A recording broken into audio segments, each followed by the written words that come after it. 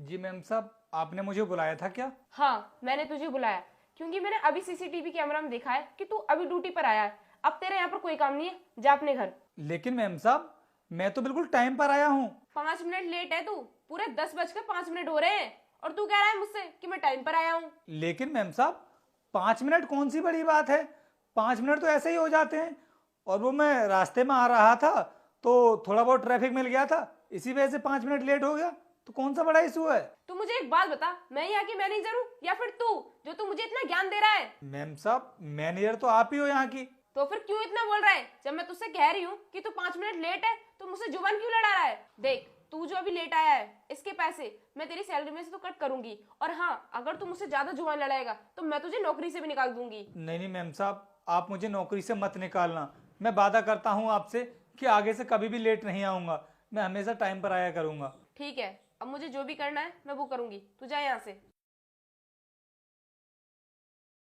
क्या अनुष्का, रोहित के 5 minute late होने पर तुमने इससे इतना उल्टा सीधा बोला और नौकरी से निकालने की बात कही? सर, उस दिन मेरा मूड ठीक नहीं था, इसलिए इससे उल्टा सीधा बोल दिया।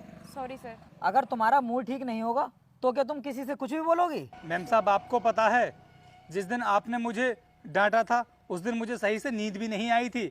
मैं तो पूरी तरह से टेंशन में आ गया था कि कहीं आप मुझे नौकरी से ना निकाल दो। इस वजह से मैंने भी सोच लिया था कि आज के बाद कभी मैं लेट नहीं जाऊंगा। लेकिन हाँ, जब भी आप लेट आओगी तो मैं आपको कंपनी के अंदर जाने नहीं दूंगा। बस इसी वजह से मैंने आपको यहाँ पर रोका था, जिससे कि आपको भी ये सीख मिल सके कि जब कोई बात अपने ऊपर आती है तो खुद को कितना बुरा लगता है। और मैम साहब, आपने देख भी लिया होगा कि जब मैंने आपको यहाँ पर रोका तो आपको कितना बुरा लगा। इसलिए मैम साहब, कभी भी किसी इंसान के साथ में ऐसा नहीं करना चाहिए, क्योंकि मैं भी इस कंपनी का एक सदस्य हूँ। जैसा आप किसी और के साथ में करोगी वैसा ही आपके साथ में होगा। अनुष्का, तुम्हें नहीं पता है रोहित कितना मेहनती है। वो अपना काम पूरी ईमानदारी के साथ करता है और उसके बाद भी तुमने इसके साथ में ये सब किया।